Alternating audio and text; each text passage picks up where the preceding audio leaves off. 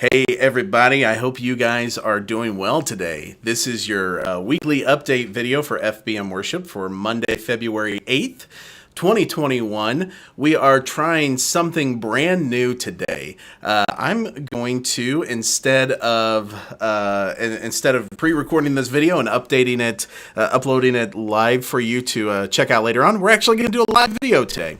And a brand new format we're trying out. Let us know in the comments below how you like it. But I've got some more information outside of just the weekly schedule that I want to share with you guys today. And so this will probably be just a little bit longer of a format, but I want to try this out, see what you guys think. If you're watching with me live right now, just let me know and give us a shout out. Okay, so first thing that I want to do, I just want to thank you guys. We had a really unique, really meaningful weekend this past weekend, celebrating 10 years of Tom's ministry here at FB Maryville. It was just an incredible weekend. Those of you who were here live, you know how meaningful it was, and I know that those of you who watched it online, I know it came through online too. So that's pretty awesome, and just am so grateful that you guys were so flexible and so willing to just take the ball and run with it.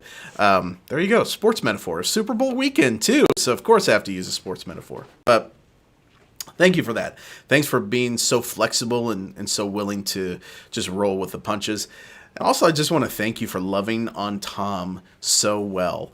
Love that we have a church that loves its pastor and just showers him with appreciation.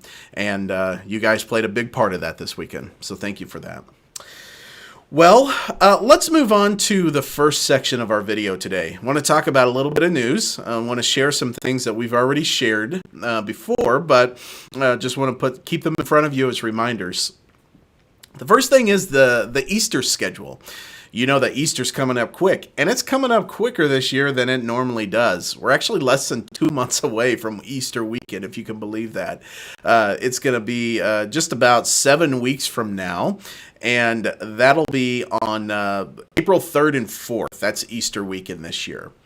But that week leading up, we've got several activities planned. First of all, we're going to be doing a worship night the Sunday before. And during that worship night, we're going to be doing music that sets up Holy Week. And so from March 29th, Monday, March 29th, through Friday, April 2nd, it's going to be Holy Week. And so I want that worship night to set everything up there. Now, on Thursday, April 1st, we're going to be doing our traditional Monday, Thursday service, and I want you to come out and be a part of that. And those service times are going to be 5 o'clock, 6 o'clock, 7 o'clock, and 8 o'clock p.m. So go ahead, pull out your schedule, and make sure March 28th, that's Sunday, 6 o'clock p.m., and April 1st, the Thursday, that those are blocked out in your schedule. Those are going to be really special events. And of course, what happens on Easter morning, the resurrection of Jesus, I mean, that's the foundation of our faith. The Apostle Paul says that without the resurrection, we believe in vain. And so this being the most important part of our faith, it should be an important part of our schedule and an important part of our focus and attention. And so make these plans, come be a part of it. Of course, be here for Easter weekend and get ready to sing and celebrate the resurrection of Jesus. Second thing I want to talk about today is registering for the weekends. As you probably heard in Tom's update video a couple of weeks ago, we're no longer doing registration for the main services for the weekends. So you don't have to worry about the weekends you serve or the weekends that you're just attending and being a part of the services. Now, if you do have kids, Next Gen, they still are doing registration. So make sure you're following everything there. And if you have any questions about that, you can just reach out to your Next Gen leaders and they can give you all the details you need. And if you don't know how to get in touch, just reach out to me. I can put you in touch with the right people there. But it's an exciting time. It's an exciting step to move forward and to continue into kind of a new normalcy that the Lord is laying out for us here.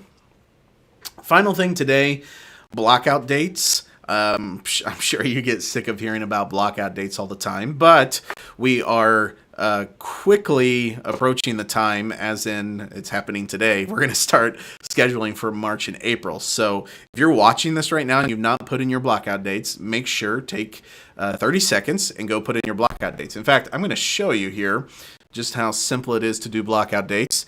And I'm going to throw this in here on the desktop app so you can see what blockout dates look like there. If you go to services.planningcenteronline.com, and once there, go over to the tab that says My Schedule.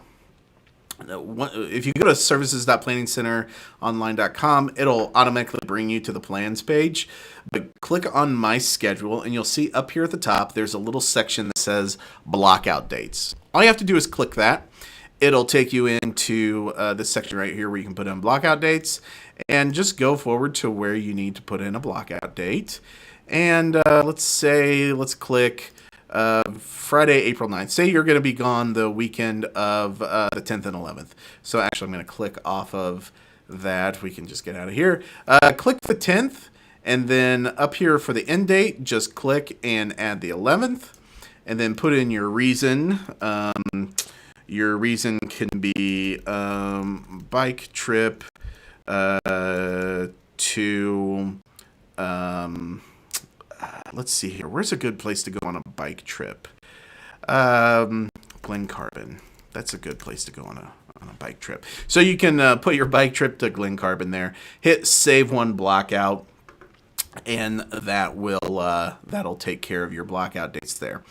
I'm going to hit cancel because I don't need to block that out. Now, if you have something open up in your schedule, like I was going to be gone in March, but I'm actually going to not, that's not going to be a blockout date for me anymore. So what I'm going to do is scroll down here to March in the schedule, and you will see that there's a blockout date here. So I can click that, and I can actually delete this blockout date, which I'm going to go ahead and do because that's no longer going to be a blockout date for me.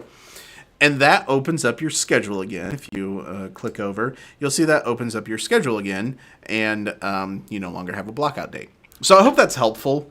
I've linked in last week's video. I linked to a video that I shot a few years ago, where I showed you how to do this on the iPhone app, and you can check that out. I'll add this if you're watching this on YouTube. I'll go back later on and I'll add that as a tag to this section that you can just click the tag and go check out the blockout date how-to for March.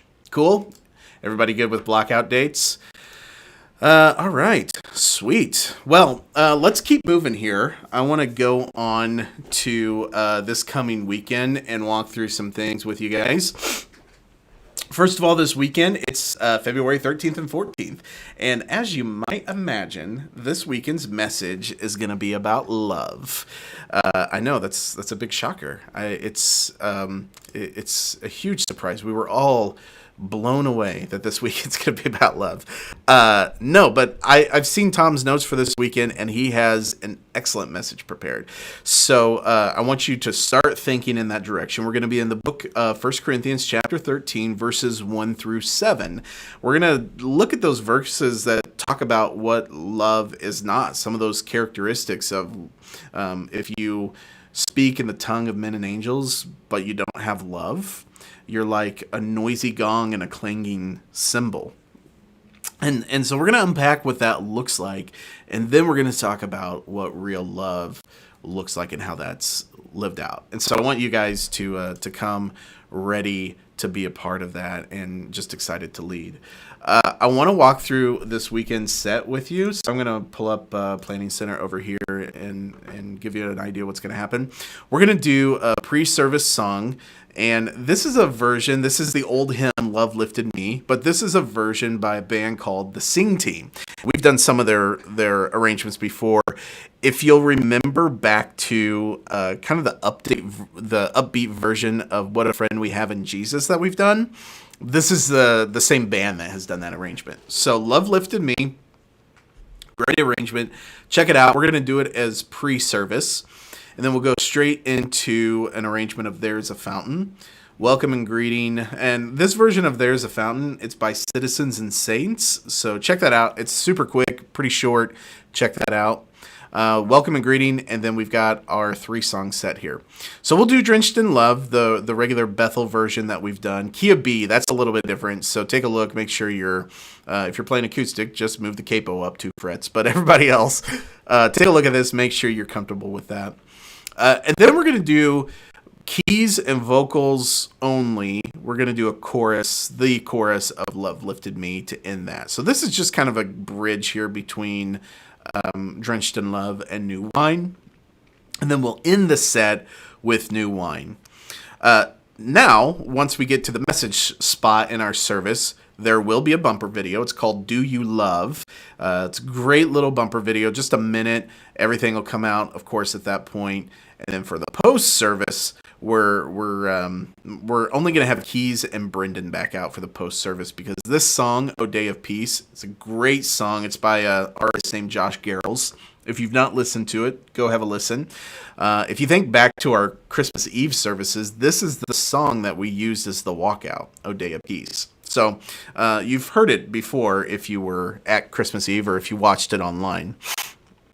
So that's how we're going to walk out and in this service here. It's going to be a great weekend. I say that every weekend, but it really is. We don't do bad weekends around here. Whenever you're worshiping in the presence of the Lord, it's going to be good. Okay, so that's what we have planned. I want to remind you on Sunday mornings just about rehearsal times. Rehearsal starts at 7 o'clock. Make sure you're getting here by 6:45 so you can get your pack, get everything dialed in, and that we can start strongly at 7 a.m. If you're serving on Saturday nights, which I want to thank you guys who are serving on Saturday nights. We've been approaching how we're scheduling those services a little bit differently, just to make sure that you all have a breather kind of in your schedule. And we've just been experimenting and trying new things on Saturday night. But thank you for those of you who are serving at those services. A reminder, rehearsal starts at 4 o'clock for those. And so we want you there by 3:45 again, so you can get your pack and get warmed up and be ready to go by 4 o'clock. But those are the most important things, as far as the weekend's concerned. Other thing I was going to mention is I know we've been parking around back during this time, during COVID, and that seems to be working pretty well. So I'm going to encourage you guys to keep parking around back and coming in and freeze up some spots up front. And I think it's probably a little closer for you all just to come in that back door on Sunday morning. So keep doing that. Okay, well, that's the meat of what I have for you guys today. Again, let me know what you think about this format. I'm going to leave you today with a quote. It's from a book called Real Worship. Here it is. Real Worship by a theologian named Warren Wiersbe. Now, we lost Warren Wiersbe a couple of years ago. I think back in 2018 is when he passed. But he had a long, fruitful teaching ministry in the seminary. I can't remember which seminary he was at. But great teacher, great author too. Love his thoughts.